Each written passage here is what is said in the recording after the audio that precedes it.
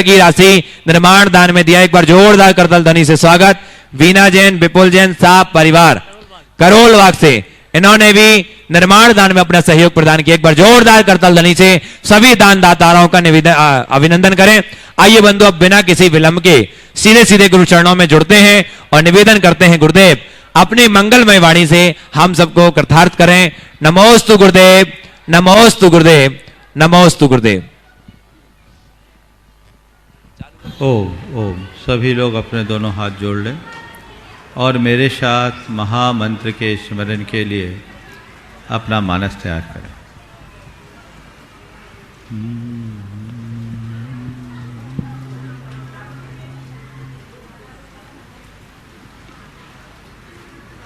नमो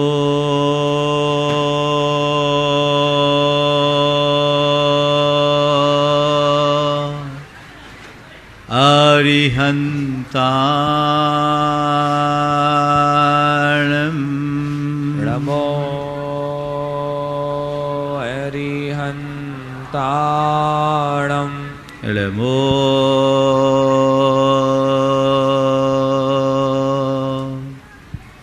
सिद्धाणं, नमो सिद्धाणं, नमो आयर्याणं,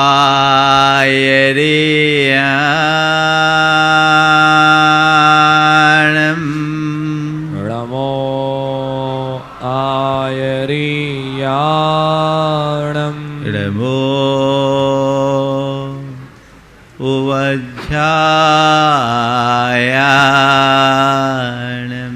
नमो उवज्झायाणं, नमो लोये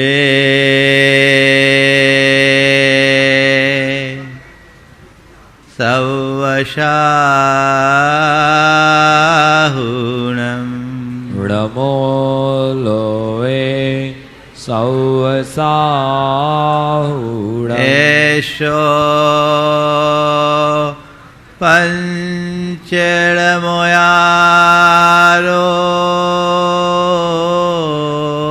एषो पंचड़मो यारो, सवपावपणाशिनो, सवपावपणासनो, मंगलालं च सवेसिं, मंगलारं च सौवेसिं, पढ़मं होय मंगलम्, पढ़वं होय मंगलम्। जय बोलो देवादिदेव 1008 श्री भगवान महावीर स्वामी की जय हो। अहिंसा परमो धर्म की जय हो। परम पूज्य आचार्य गुरुवर श्री विद्यासागर जी महाराज की जय हो। बोले परम पूज्य गुणायतन प्रणेता मुनिवर श्री प्रमाण सागर जी महाराज की, मुनिवर श्री अरहत सागर जी महाराज की। जीवन जीते हैं और जीवन में कई प्रकार की घटनाएं घटती हैं। जीवन में घटित घटनाओं के मध्य सभी की अलग अलग प्रतिक्रियाएं होती है। कुछ लोग होते हैं जो घटनाओं के मात्र साक्षी होते हैं, कुछ लोग होते हैं जो घटनाओं के साथ जीते हैं, और कुछ लोग होते हैं जो घटनाओं में बह जाते हैं। ये तीन अलग अलग स्थितियां हैं और तीनों के अलग अलग परिणाम भी। अगर घटनाएं घटे, चाहे वो अच्छी हो या बुरी, और हम उसे तटस्थ भाव से देख ले, तो उन घटनाओं का हमारे चित्त और चेतना पर कोई भी प्रभाव नहीं पड़ता। जीवन में बहुत सारी घटनाएं ऐसी है जिनसे हम बिल्कुल नहीं जुड़ते, वो घट के रह जाती है, हमें कुछ फर्क नहीं पड़ता। दूसरा है कुछ घटनाएं ऐसे जिनके साथ हम जीते हैं, और जितने पल तक हम जीते हैं उतनी देर तक उसका असर हम पर होता है, वो हमें प्रभावित करती है, और उसके अनुरूप हमारे जीवन में आवेग और उद्वेग भी उत्पन्न होता रहता है। हम तदनुरूप अपना जीवन जीते हैं। ये हमारे चेतना का दूसरा स्तर है जो हमें कुछ पल के लिए असहज करता है। लेकिन कुछ लोग हैं जो घटनाओं से इस तरह प्रभावित हो जाते हैं कि घटना के बहाव में बह जाते हैं। घटना घट जाने के बाद भी उसकी स्मृतियां हृदय में बैठी रहती है और जो जीवन भर चित्त को उद्वेलित करते रहती है। आज से 20 वर्ष पहले कुछ घटा और उसकी स्मृति आज भी हमारे हृदय में अंकित है, और जब वो उभरती है हमें असहज बना देती है, अंदर से उद्वेलित और उद्विग्न कर देती है, और वो हमारे मन को अशांत करती है। ये 3 तरह की स्थितियां हैं। जो घटनाओं के साक्षी बनते हैं उनके जीवन में हर पल आनंद होता है। जो घटनाओं के साथ जीते हैं उनमें कुछ काल के लिए कुछ खटपट होता है, लेकिन जो घटनाओं में बह जाते हैं उनका जीवन कभी संभल नहीं पाता। वो अपने जीवन में हमेशा दुख ही भोगते हैं। आज बात मैं आप सबसे उसकी ही करने जा रहा हूं। निर्जरा, कर्म की निर्जरा। मैंने आपको निर्जरा का अनुभव कराया, बंध का अनुभव कराया। निर्जरा का कैसे अनुमान किया जा सकता है पिछले 2 दिनों में बताया। आज मैं वो कला बताने जा रहा हूं कि आप अपने जीवन में हर पल निर्जरा का आनंद कैसे ले। 2 दिन पूर्व मैंने आप सबसे कहा था कि आकुलता बंधन है और निराकुलता निर्जरा है। अगर चित्त में रंचमात्र आकुलता आ रही है तो समझ लेना मैं बंध कर रहा हूं, और निराकुलता है तो समझ लेना निर्जरा है। तो मैं आकुलता से निराकुलता की ओर कैसे बढ़ूं? कल मैंने आप सबसे कहा था कि तप के द्वारा जो निर्जरा की जाती है वही सार्थक होती है, और तप के द्वारा की गई निर्जरा केवल व्रतों से संयुक्त व्यक्ति करते हैं। जिनके जीवन में व्रत है वो तप करता है। और कल मैंने आपको व्रत और तप के संदर्भ में एक बात की थी कि व्रत केवल वह नहीं जिसे हमने रूढ़ मान रखा है कि ये व्रत लो वो व्रत लो। व्रत है हमारे मन का संकल्प, और तप है हमारे इच्छाओं का निरोध। अगर मनुष्य अपने अंदर की इच्छा आसक्ति को निरुद्ध कर लेता है और उसे निरुद्ध करने के लिए संकल्पित हो जाता है तो उसे हर पल निर्जरा का अवसर मिलता है। एक ज्ञानी और अज्ञानी में यही अंतर है। ज्ञानी घटित घटनाओं का साक्षी बनता है तो वो केवल निर्जरा करता है, और अज्ञानी घटनाओं के प्रवाह में बह जाता है तो उसको निरंतर बंद होता है। घटित घटनाओं का साक्षी बनो, निर्जरा करो। आचार्य कुंद कहते हैं, आज जो गाथा आप सबके बीच में लेकर आया हूं, उभोज मिंदये ही दब्बान मचेदनान मिदरानम जम कुणदिसम डिठी तम सब्बम निज्जर निमित्तम। एक सम्यक दृष्टि चेतन अचेतन किसी भी द्रव्य का उपभोग करता अपनी इंद्रियों से, तो उसका इंद्रियों का उपभोग भी निर्जरा का निमित्त बनता है। ये बात बहुत आसानी से हजम नहीं होगी। हमने तो सुना है कि भोग बंध का कारण है, और आप यहां आज फरमा रहे हो कि सम्यक दृष्टि जो भी भोग करता है उसका वह भोग निर्जरा का निमित्त बनता है।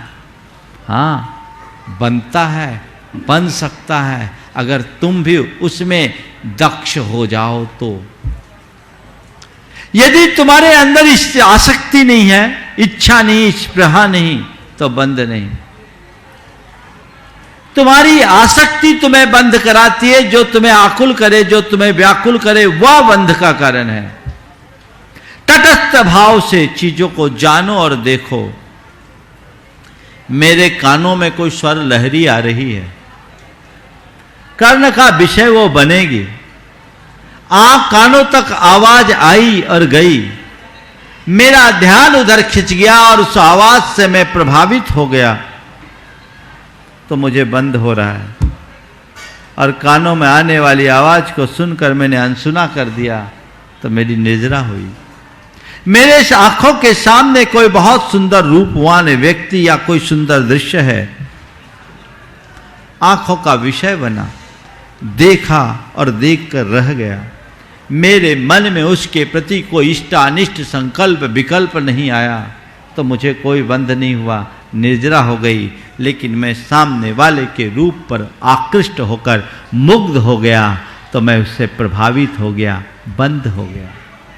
पांचों इंद्रियों के जो भी विषय हैं, वो विषय इंद्री के विषय बने और हम उसमें अपने मन को न जोड़ें, तो वो इंद्री जय है, निर्जरा का कारण है। और इंद्री के विषयों में जब हमारा मन जुड़ता है, तो उसमें इष्टानिष्ट संकल्प विकल्प होता है, और मन का यह इष्टानिष्ट संकल्प विकल्प हमें बंधन में डालता है। जो महान योगी होते हैं, जो वीतरागी मुनि होते हैं, जो आत्म ध्यान में निमग्न होते हैं, उनके हृदय में कोई भी इष्टानिष्ट संकल्प विकल्प नहीं होता। वे आत्मदृष्टा होते हैं। उनके लिए गुरुदेव ने लिखा है, ना भूत की स्मृति न अनागत की अपेक्षा, भोगोपभोग मिलने पर भी उपेक्षा।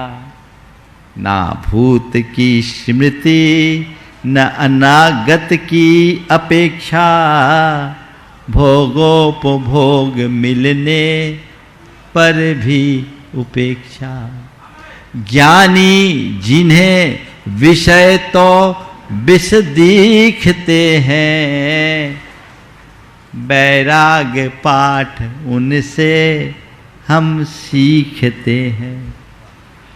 जिनके हृदय में ना अतीत की स्मृति है, ना अनागत की अपेक्षा है, भोग सामने आने के बाद भी जिनके हृदय में उसके प्रति आकर्षण नहीं, उपेक्षा है, जिन्हें विषय तो विष दिखते हैं, वैराग्य पाठ उनसे हम नित्य सीखते हैं। आज निर्जरा के लिए 4 सूत्र आप सबको देना चाहूंगा। सबसे पहली बात, सहज रहे। पहली बात सहजता की है। अगर घटनाओं के घटने के क्रम में आपने अपनी सहजता को बनाए रखा, आपके लिए कुछ भी नहीं होगा। अपने मन से पूछो, मन की क्या स्थिति है, मन कितनी देर सहज रहता है। पाएंगे पल पल में असहज हो जाता है, छोटे छोटे निमित्तों से असहज हो जाता है, छोटी छोटी बातें हमारे मन को चंचल बना देती है। संत कहते हैं, अगर तुमने तत्व की सही समझ पाई है, तो तुम्हारे हृदय में सहजता होनी ही चाहिए। सहज रहो, जो है उसको होने दो, जानो और देखो, यही तो हमारा काम है। साक्षी भाव अपने अंदर में रखो, तटस्थ बने रहो, उसमें डूबो मत। तटस्थ होने का मतलब क्या होता है जानते? नदी में धार बहती है, उस धार में जो आता है सब बह जाता है, पर उसके जो तट हैं जहां के तहां रहते हैं। जीवन में घटित घटनाओं के प्रवाह को बह जाने दो, पर तुम वहीं के वहीं रहो, अपनी सहजता को मेंटेन रखो। ये तुम्हारे जीवन का आनंद है। ये कब होगा? जब वस्तु स्वरूप का ज्ञान। थोड़ा देखो, लाभ हानि में तुम्हारी क्या स्थिति होती है? लाभ होता है उछल पड़ते हो, और थोड़ा नुकसान हो टूट जाते हो। मान मिलता है फूल जाते हो, अपमान होता है नीचे आ जाते हो। लाभ में, हानि में, मान में, अपमान में, संयोग में, वियोग में, जय में, पराजय में, सुख में, दुख में, पल पल में असहज हो जाते हो। संत कहते हैं, लाभ हानि, मान अपमान, सुख दुख, संयोग वियोग तुम्हारे थोड़ी है, तुम्हारे नहीं है। इस स्वरूप को तुम जानो। तुम जिसे लाभ मानते हो, वो लाभ तुम्हारा नहीं है। बोलो, कोई लाभ आज तक किसी आत्मा का हुआ है? तुम किसको लाभ मानते हो? धन को, यश को, संतान को, संतति को, स्वास्थ्य को, इसकी प्राप्ति का नाम लाभ है। यही है ना तुम्हारे नजर में? धन या संतान, संतति, स्वास्थ्य या सामग्री, ये लाभ मानते हो। भाई थोड़ा समझो, ये किसका लाभ है? किसका लाभ? तुम्हारा? तुम्हारी आत्मा का है क्या? और आज तक कोई किसी का न तो लाभ उठा सकता है और न ही कोई किसी को नुकसान पहुंचा सकता है। ये वस्तु का स्वरूप है। जगत का एक परमाणु भी इधर से उधर नहीं हो सकता। आत्मा का क्या लाभ? न तो धन आत्मा का है, न यश आत्मा का है, न सत्ता आत्मा की है, न संपत्ति आत्मा की है, न सामग्री आत्मा की है, न संतति आत्मा की है। आत्मा की क्या है? आत्मा केवल आत्मा है। ये श्रद्धान अंदर बैठता है। जब मेरा केवल मैं हूं और मैं अपने आप में परिपूर्ण हूं, उसमें ना कुछ जुड़ सकता है, ना ही उससे कुछ हट सकता है। जिस मनुष्य के हृदय में प्रगाढ़ श्रद्धान होता है, वो जीवन में हमेशा सहज बना रहता है।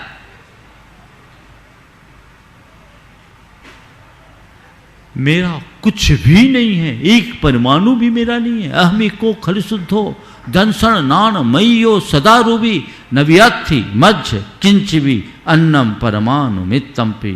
मेरे अलावा मेरा एक परमाणु भी मेरा नहीं है। ये जो चीजें कर्मजन्य संयोग है, और संयोग मेरे आश्रित नहीं है। संयोग अनेक कारणों से बनते हैं। अनुकूल होने पर चीजें आ जाती है और प्रतिकूल होने पर चीजें बदल जाती है। जो आया वो भी मेरा नहीं, जो गया वो भी मेरा नहीं। आया उसमें भी मैं निमित्त मात्र हूं और गया उसमें भी मैं मात्र निमित्त हूं। ये समझ जिस मनुष्य के हृदय में बैठ जाती है, वो कभी विचलित नहीं हो सकता। वस्तु के स्वरूप का विचार करने से ही मन को शांति मिलती है। मैंने कमाया या मैंने गमाया, मैंने पाया, मैंने खोया, ये जो विकल्प है, यही तुम्हारे स्ट्रेस का मूल कारण है। न तो मैं कुछ कमा सकता हूं, न मैं कुछ गमा सकता हूं, न एक परमाणु भी मैं जोड़ सकता हूं, और न ही मेरी आत्मा का एक प्रदेश भी इधर से उधर हो सकता है। ये अकाट सत्य है। और जो सत्य के श्रद्धानी होते हैं, वे जीवन में कभी विचलित नहीं होते। मेरे पास चीजें हैं, वो मेरे पास हैं, मेरी नहीं। अगर लाभ हुआ है तो मैं उसमें निमित्त बना हूं। वो मेरे व्यवहारिक जीवन के लिए उपयोगी हो सकते हैं, पर वो मेरे नहीं हैं और उस पर मेरा नियंत्रण भी नहीं है, न ही मेरा अधिकार है, क्योंकि वो संयोगों के द्वारा प्राप्त हुए हैं और संयोगों का ही उन पर नियंत्रण है। ईमानदारी से बोलो, जो चीजें तुम्हारे पास है, जिसे आप लोग बहुत जतन से जोड़ा है आपके कथनानुसार, उन पर आपका नियंत्रण है? किस चीज पर नियंत्रण है? बोलो। तुम्हारे शरीर पर तुम्हारा नियंत्रण है? तुम अपने शरीर को कितना भी मेंटेन करने की कोशिश करो, हर कोई अपने शरीर को मेंटेन करने में लगे रहते हैं, हर पल उसे अप टू डेट रखने की कोशिश करते हैं, पर काल सबको आउट ऑफ डेट करता है कि नहीं? बोलो, करता है? फिर शरीर पर तुम्हारा कहाँ नियंत्रण है? तुम्हारी संपत्ति है, उस संपत्ति पर तुम्हारा अपना अधिकार है, नियंत्रण है कि तुम जैसे चाहो वैसे मेंटेन करने के लिए अधिकृत हो, स्वतंत्र हो। हाँ महाराज, हम तो मन माफी की खर्च करते हैं और मन माफी की कमाते हैं। कोई दावा से कह सकता है? नहीं। संयोग जब तक अनुकूल है तब तक सब कुछ तुम्हारे साथ है, और जिस पल संयोग बदलते हैं सब चला जाता है। एक पल में राजा को रंक और रंक को राजा बनते देर नहीं लगती। ये तो समय का खेल है, कब कौन चढ़ जाए, कब कौन उतर जाए, क्या पता कब करोड़पति रोडपति बन जाए और रोडपति करोड़पति बन जाए, भिखारी शहंशाह बन जाए और शहंशाह भिखारी बन जाए, कोई पता नहीं। शिखर पर बैठा व्यक्ति कब सतह पर आ जाए और सतह पर रहने वाला कौन शिखर पर चढ़ जाए। अर्श से फर्श और फर्श से अर्श पर जाने का कोई ठिकाना नहीं। ये दुनिया है, न जाने कब किसकी लुटिया डूब जाए और कब किसकी लॉटरी खुल जाए, कौन जानता है इसे। इस सच्चाई को जो समझता है वो जीवन में कभी विचलित नहीं हो पाता। मैं आपको एक कहना चाहूंगा, जीवन में घटने वाले शुभ अशुभ संयोगों में सहज बने रहने का मार्ग अपनाइए। आज 2 प्रसंग सुनाता हूं, कैसे अपने जीवन को सहज बनाया जा सकता है। गणेश प्रसाद जी वर्णी की माता चिरंजाबाई, धर्म माता, सोनागिर जी में पंचकल्याणक विधान कर रही थी। अचानक उन्हें सूचना मिली, बाजू में उनका घर, झांसी के पास बरुआ सागर घर था, बरुआ सागर में उनके घर में चोरी हो गई और चोरों ने पूरा घर खोद डाला। उनके घर में चोरी हो गई और चोरों ने पूरा घर खोद डाला। दरोगा ने बुलाया है ताकि आपके बयान के आधार पर जांच परख की जा सके कितना माल गया। बर्नी जी भी उस समय उनके साथ थे।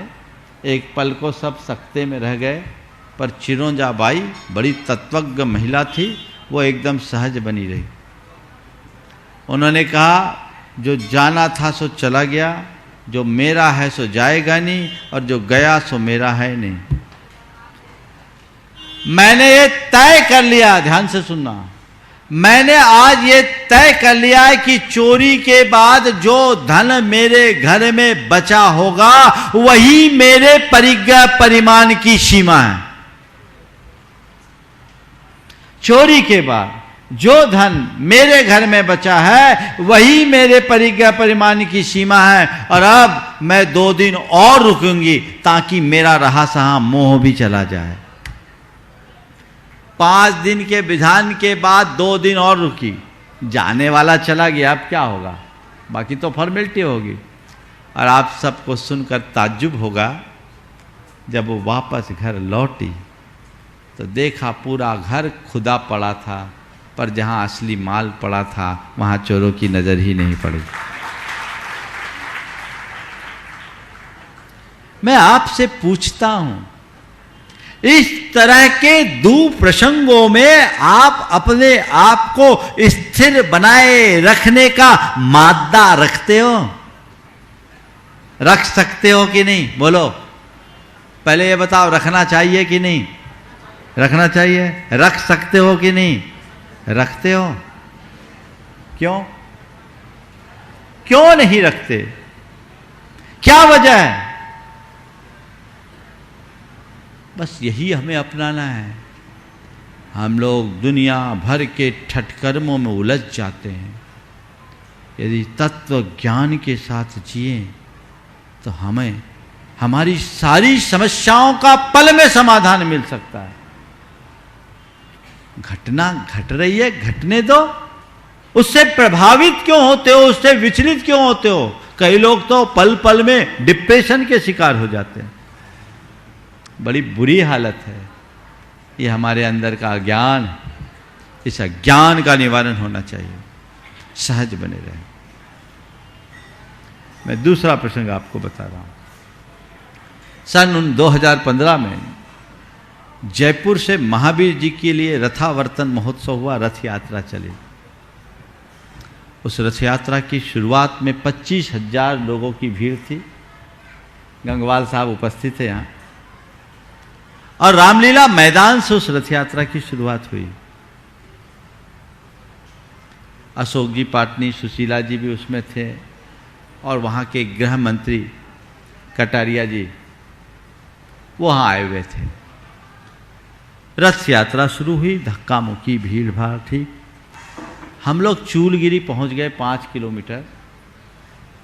तब सुशीला जी को ध्यान आया, उनकी एक अंगूठी जिसमें एक मोटा नग था हीरे का, वो नग गिर गया। अशोक जी भी वहीं, सुशीला जी भी वहीं गिर गया। उनने बताया भर गिर गया, तो सोचा अब इतनी भीड़ में गिर गया, कहाँ मिलेगा। गया सो गया। अशोक जी ने कहा कि अपनी मेहनत की कमाई है, आना होगा तो मिल जाएगा और जाएगा तो जाएगा, अपन तो रथ यात्रा में पूरा चले। उसके बाद 2 घंटे तक रथ यात्रा और चली। हम लोग अपने मुकाम पर पहुँचे, दोनों के चेहरे पर कोई शिकन नहीं। मैं मानता हूँ वैल्यू से महत्व नहीं है, महिलाओं को और चीज़ें चले जाए तकलीफ़ नहीं होती, ज्वेलरी चले जाए तो बड़ी तकलीफ़ होती, और वो भी अगर पहनी भी तो उसे असहज बना देती।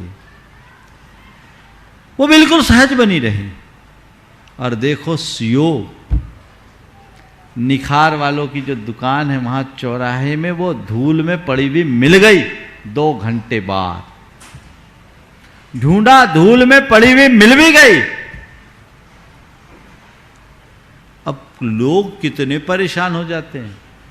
चीजें जाती है, ये हमारा दुर्योग है, पर हम चैन खोते हैं, ये हमारा अज्ञान है। योग पर मेरा नियंत्रण नहीं है, पर मेरे मन पर तो मेरा नियंत्रण होना चाहिए। बस उसे अपनाओ, सहज रहने की वृत्ति। लाभ हानि में सहज बनिए। कमाया है तो भी मेरा नहीं, गंवाया है तो भी मेरा नहीं। लेकिन लोग बहुत जल्दी असहज हो जाते हैं। लाभ तो फिर भी लोगों को अच्छा लगता है, हानि तो कोई झेल ही नहीं पाते है। लेकिन जो तटस्थ व्यक्ति होता है उसको लाभ में भी हर्ष नहीं और हानि में विषाद नहीं। समभाव अपने अंदर सहज होना चाहिए। कितना भी कमाओ, बौराओ मत। और अगर नुकसान हो जाए तो बौखलाओ मत। बौराना और बौखलाना दोनों असहजता है। मेरे संपर्क में एक सज्जन, जिनकी एक प्रॉपर्टी थी जिसे वो बेचना चाह रहे थे, और 2-3 साल से बिक नहीं रही थी। ठीक है, बेटा परेशान था बेचने को लेकर। पिता ने कहा, बेटा देख, अपने हाथ में प्रयास है, परिणाम नहीं। और ये हकीकत है कि नहीं है, बोलो। हमारे हाथ में तो केवल प्रयास है, परिणाम कहाँ। हम एफर्ट कर सकते हैं, रिजल्ट हमारे हाथ में थोड़ी है। हम अच्छे से अच्छा प्रयास करें, पर अच्छे प्रयास का अच्छा परिणाम आए, ये हमारे हाथ में नहीं है। हमारे क्या, किसी के हाथ में नहीं है। समय आएगा, होगा। और अब हुआ ये कि वो प्रॉपर्टी बिकी, बेटे ने डील की, और जो उनसे उनकी एक्सपेक्टेशन थी उससे 1.5 गुनी कीमत मिल गई। बेटा उछल पड़ा, बोले पापा गजब हो गया, इतने दिन बिकी नहीं, हमें 1.5 गुनी प्रॉफिट हो गई। जो हम लोगों ने टारगेट रखा था उससे 1.5 गुना। पिता ने कहा, ठीक है बेटा, 1.5 गुना हुआ ना, अपन ने जितना टारगेट रखा था वो अपना, बाकी अपने को दान करना है। उस आदमी ने 75 लाख रुपए का दान कर दिया। लाभ में संभाव, लाभ में संभाव। इतना हमने जो टारगेट रखा था उससे 1.5 गुनी प्रॉफिट हुई है, और जो एक्स्ट्रा प्रॉफिट वो हमारी नहीं है। हो गया, हमको इतना रुपया दान करना है। आप सोच सकते हैं। और एक व्यक्ति को 85 लाख रुपए का नुकसान हुआ। देखिए जीवन का मजा क्या है। 85 लाख रुपए का नुकसान हुआ। उनके बेटे ने गलत पॉलिसी अपनाई और 85 लाख रुपए का नुकसान हुआ। उस नुकसान की हालत में उस आदमी ने 15 लाख की बोली ले ली। 85 लाख का नुकसान, और उस नुकसान की हालत में 15 लाख की बोली ले ली। उसके मित्रों ने कहा, भैया तुझे इतना बड़ा नुकसान हुआ, फिर तू इतनी बड़ी बोली 15 लाख की कैसे ले रहा है। बोला, मैं सोचा हूं नुकसान भी राउंड फिगर में हो जाए, नुकसान भी राउंड फिगर में हो जाए। यह दृष्टिकोण आप अपने अंदर विकसित कर सकते हो कि नहीं। अब बताओ, 85 का नुकसान हुआ, 1 करोड़ का हो जाता तो कौन रोकता? जैसे हमने 85 को झेला वैसे ही 15 और सही, कम से कम अच्छे काम में तो लगा। आप कर सकते हो ऐसा? और ये नुकसान नुकसान नुकसान नुकसान, उससे क्या होगा? जब अच्छा करने का अवसर होता है तो व्यक्ति को कभी मुहूर्त नहीं देखना चाहिए, कर डालना चाहिए। सर सेठ हुकुमचंद जी कासलीवाल के विषय में मैंने सुना कि उनको एक बार बड़ा नुकसान हुआ। उनकी धर्मपत्नी ने कहा कि देखो समय खराब है, रुपया जा रहा है, कोई अच्छा काम कर लो। नुकसान में, समय खराब है, रुपया जा रहा है, कुछ अच्छा काम कर लो। तो अपनी पत्नी की प्रेरणा से उन्होंने उस समय शायद 3 लाख रुपए या 30 लाख रुपए जो निकाले थे, उतने निकाल कर कंचनबाई प्रसूति का गृह बनाया। नुकसान की घड़ी में ये कौन कर सकता है? जिसे तत्व ज्ञान हो। निर्जरा का कारण है, यानी ये निराकुलता का मार्ग है, इसे अपना करके चलिए तो सुख और दुख में सहज रहना है, लाभ और हानि में सहज रहना है। दूसरा, सुख दुख में सहज रहो। सुख जब तुम्हारे जीवन में अनुकूलताएं आती है और दुख जब तुम्हारे साथ को प्रतिकूल संयोग जुड़ते हैं। आप अनुकूल संयोगों में हर्षित होते हो, प्रतिकूल संयोगों में आप दुखी होते हो। मैं आपसे पूछता हूं, क्या संयोग तुम्हारे अधीन हैं? तो फिर क्यों सुख में भी दुख में भी समबुद्धि रखने की वृत्ति अपनाएं। आप लोग रोज मेरी भावना में कहते हो, होकर सुख में मग्न न फूलूं, दुख में कभी न घबराऊं, इष्ट वियोग अनिष्ट योग में सहनशीलता दिखलाऊं। ये क्यों नहीं अपने अंदर ये क्षमता अपने भीतर विकसित करने का पुरुषार्थ कीजिए। चाहे जैसा सुख हो मैं उसमें अभिमान न करूं, और दुख आए तो मैं व्याकुल न हूं, सुख में आसक्त न हूं और दुख में अपने आप को दुखी न बनाऊं। ये पुरुषार्थ होना चाहिए। मेरे संपर्क में एक व्यक्ति, आप सुनकर के ताज्जुब करोगे, उस व्यक्ति के जीवन में घोर प्रतिकूल संयोग, उसके धर्म पत्नी को ब्रेस्ट कैंसर, पिताजी की किडनी खराब, एक भाई विकलांग और विक्षिप्त, बस वो और उसकी माता, इन दो की स्थिति थोड़ी ठीक। वो व्यक्ति नियमित मेरे पास आता और बड़ा खुश रहता, बड़ा खुश रहता। कभी लगा नहीं कि इसके साथ कुछ है। उसके घर मेरे आहार हुए, जब मैं उसके मोहल्ले में गया, आहार हुए। आहार के बाद मालूम पड़ा ऐसा ऐसा है। मैंने उससे पूछा, तेरे घर में इतनी भयानक स्थिति, पत्नी को परेशानी, पिताजी की परेशानी, भाई की परेशानी, फिर भी तुम इतना लगे रहते हो और हमेशा खुश रहते हो, इसका राज क्या है? बोला, महाराज जी हमने आप लोगों से एक ही बात सीखा है कि जो कर्म का संयोग है उसे सहज भाव से स्वीकार करो, और हम सहज भाव से स्वीकार कर रहे हैं और सकारात्मक रूप से देखने की प्रेरणा आप देते हैं। आपसे मुझे हमेशा प्रेरणा मिलती है, मैं उसी प्रेरणा से लेकर के चलता हूँ। मैं हमेशा सोचता हूँ कि मेरे पिताजी और पत्नी की तबीयत खराब है तो क्या हुआ, कम से कम मैं उनके इलाज कराने के लिए सक्षम हूँ, इतना मेरे पास अर्थ तो है। दुनिया में बहुत से ऐसे लोग होते हैं जो चाह करके भी चिकित्सा नहीं करा पाते, मैं इतना समर्थ तो हूँ। और साथ ही मेरे भाई की जो बात है महाराज, मैं देखता हूँ विकलांग है, थोड़ा विक्षिप्त है, पर मैं उसे देख करके अपने आप को संतुष्ट रख लेता हूँ कि क्या हुआ, विक्षिप्त है तो क्या हुआ, विकलांग है तो क्या हुआ, कम से कम चीखता चिल्लाता तो नहीं है। मैंने ऐसे भी बहुतों को देखा है जो चीख कर चिल्ला कर पूरे मोहल्ले का जीना दुश्वार कर देते हैं, बड़ा कठिन होता है, सबको जीना मुहाल हो जाता है। तो हम उससे तो अपने आप को बचाएं। क्या दृष्टिकोण है? अगर आपकी सोच सकारात्मक हो और आपके सामने कर्म सिद्धांत हो, विधि के विधान पर आप विश्वास रखते हो, तो सुख दुख में आप कभी उलझ नहीं सकते। इस पर विश्वास रखिए। तो जीवन सुखी होगा, हर पल आप आनंद में मग्न होंगे, तभी आप अपने कर्मों की निर्जरा के अधिकारी बनेंगे।